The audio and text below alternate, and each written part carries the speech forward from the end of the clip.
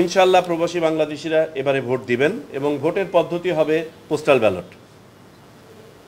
Postal ব্যালটে যে সীমাবদ্ধতা ছিল সেই সীমাবদ্ধতা কাটানোর জন্য এখন এই পোস্টাল ব্যালট পদ্ধতিটা হবে আইটি সাপোর্টেড পোস্টাল ব্যালট, তথা আগে যেটা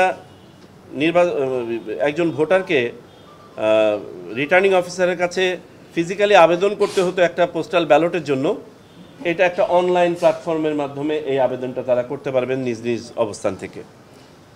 দ্বিতীয়ত হচ্ছে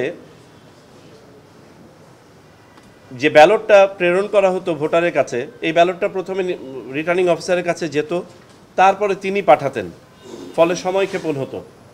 আমরা নীতিগত সিদ্ধান্ত নিয়েছি যে এই ব্যালটটা ছাপানোর পরে এইখানেই সহকারী রিটার্নিং অফিসার বা কোনো একজনের উপস্থিতিতে বা বিশেষ অ্যারেঞ্জমেন্টে এখান থেকেই ওই সময়টা বাঁচিয়ে ব্যালট পেপার প্রিন্ট হওয়ার সাথে সাথে পাঠিয়ে দেওয়া। পাশাপাশি আরেকটা প্রস্তাব এসছে, যেটা পৃথিবীর কোনো কোনো দেশে আছে, যেটাকে বলা হয় ব্ল্যাঙ্ক ব্যালট। ব্ল্যাঙ্ক ব্যালটের আলোচনাটা এই জন্য এসছে যে গ্লোবালি পোস্টাল ব্যালটের একটা ওয়েস্টেজ রেট আছে। গ্লোবাল ওয়েস্টেজ রেট হচ্ছে অ্যারাউন্ড 24%, 24% মতন এটা ওয়েস্টেজ রেট আছে।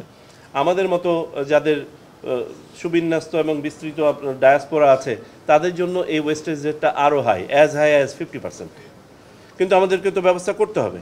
তো আমরা যেহেতু পোস্টাল ব্যালটের সিদ্ধান্ত নিয়েছি, এখানে আর একটা প্রস্তাব এসছে যে ব্ল্যাঙ্ক ব্যালটে যেখানে কিছুই থাকে না, আপনার পুরো একটা ফাঁকা ব্যালট যায়, একজন ভোটার তার প্রার্থীর নাম লিখে পাঠিয়ে দেন হয়তোবা। আমরা আমাদের একজন কমিশনারের কাছ থেকে এই প্রস্তাব এসছে যে আমরা যদি সব কটা মার্কা শুধু ছাপিয়ে 2 মাস আগেই পাঠিয়ে দেই এবং চূড়ান্ত সে মার্কাতে শুধু যদি ভোটটা দিয়ে পাঠিয়ে দেয় তাহলে হয় কেন। তো আমরা সিদ্ধান্ত নিয়েছি এটা আবার টেকনিক্যাল কমিটি এটাকে একটু রিভিউ করবে।